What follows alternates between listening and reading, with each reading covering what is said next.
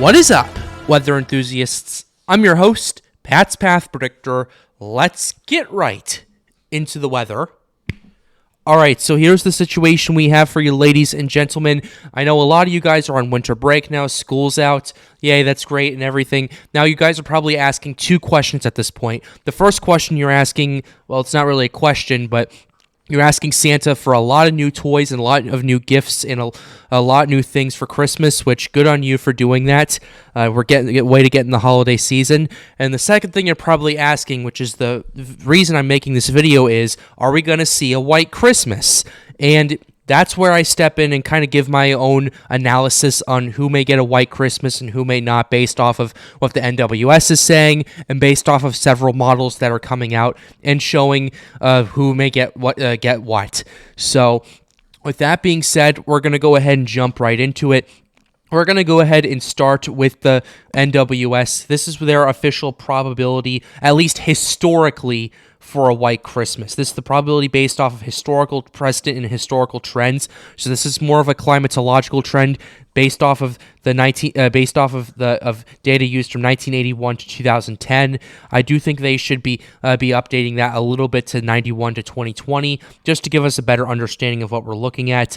But basically how this whole thing works is it reflects a normal chance or probability of a white Christmas based off of data in those 3-decade averages. A white Christmas, for those of you who do not know, is defined as having an inch or more of snow on the ground Christmas morning. I know the last time I had a white Christmas was in 2022, but before that it was 2017. So for my chance in this case, it's like 20% or so. So that's what we have going on right here. Here's the situation we have for it right here. Here's the averages we are looking at right here. This is based off of the climatological data that we have, and then we will go ahead and start showing you models of what may be happening this year. So basic average chance of you getting a white Christmas for a lot of the mountainous areas and for a lot of areas in Wisconsin, Michigan, the upper half of Minnesota, and parts of the Appalachian Mountains, especially in New York, Vermont, New Hampshire, Maine. We're looking at areas exceeding 80% for a chance for a white Christmas and everything. And then from then on down, we're looking at areas of about 60 to 80%, pretty much everywhere from Nebraska through Iowa, through just west of Milwaukee into Michigan, and through much of upstate New York, down to 40%, down to about 40%. We're looking at everywhere, but pretty much from the Rocky Mountains, cutting through Colorado, through pretty much the northern part of Kansas, through Missouri into central Illinois, and then Indiana and Ohio. We're looking at a 40 to 60% chance, pretty much here from the central part of the states right here, all the way to the through the Great Plains and through parts of the Appalachian Mountain areas right there. So that's definitely to take a look at. And the odds of you getting a white Christmas, pretty much in the deep south, are near zero unless you see a once-in-a-lifetime snowstorm happening around the holiday season. So that's definitely something to pay attention to right there. Now, what does that feature in for this year? What does it feature in for this Christmas? Well, there's two things we need to talk about first of all. The first thing we need to talk about is the fact that this year is an El Nino year, which for the United States typically means a warmer winter than average. A La Nina is a colder winter than average, and we were in a La Nina pattern the last 3 years. Now we are switched to an El Nino pattern for this winter. It's one of the strongest El Ninos on record based off what I've seen, although it has been weakening over the last few weeks, and we'll talk about that in a separate video. But based off of what we're looking at, it's still a relatively strong El Nino.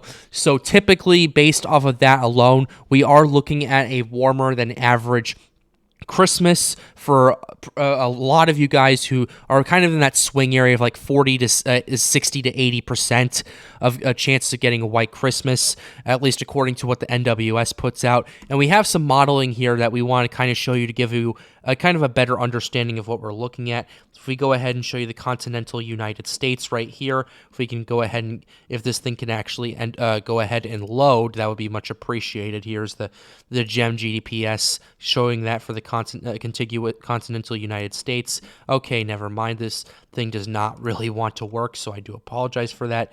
But all right, here's the European that we have right here. Here's the total snow accumulation we are looking at based off the European for the next 10 days as of right now. And this doesn't take into account how much snow there is in the ground right now, so please do keep that in mind.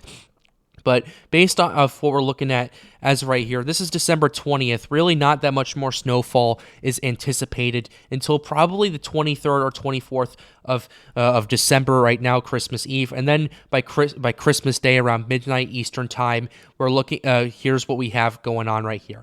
Basically, we're looking at more snowfall through much of the mountainous areas, obviously, through Washington, the Cascade Mountains, through the Sierra Nevada, and then the Rocky Mountains around the four states of the Four Corners, Wyoming, South Dakota, North Dakota, and those areas right there. So those areas for sure in the mountains are definitely getting a white Christmas this year. However, in the Central Plains and in areas right there, it does not appear that, at least according to the European, the Great Plain, like this Midwest, the Deep South, obviously, and parts of the Mid-Atlantic are not going to see a white Christmas this year. So if you guys are really looking forward to that, you're going to have to wait till next year, unfortunately. And then we have stuff coming in later afterward, but that's past Christmas, and we'll deal with that in a separate video. Here's the GEM model that we have right here. The GEM model is pretty interesting. If we can go ahead and give if we can go ahead and try to, here's total snow depth right here that I wanted to show you guys right here, just to give you an understanding of what we're looking at. Here's the GEM GDPS.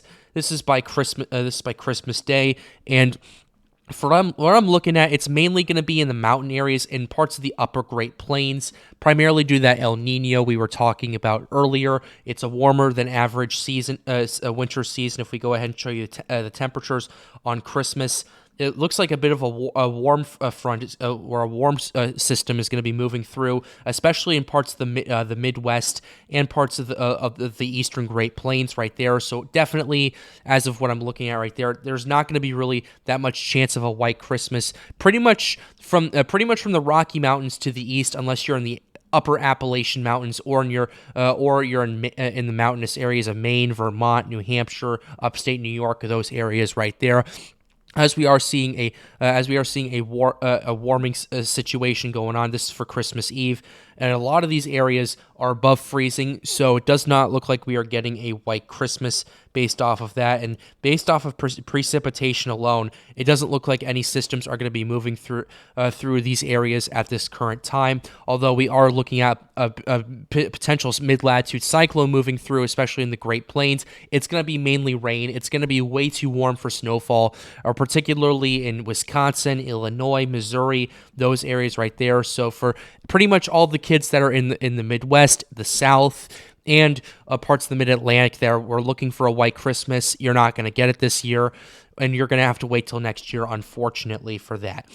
Now to move on to the GFS we have right here, we're going to go ahead and pull that up and give and kind of look at the total snow accumulation as of right there, the total snow depth rather. Here's the snow depth we have for Christmas at this current time. This thing will actually pull up. My apologies for that. Here's what we have going on right here. This is by Christmas Day.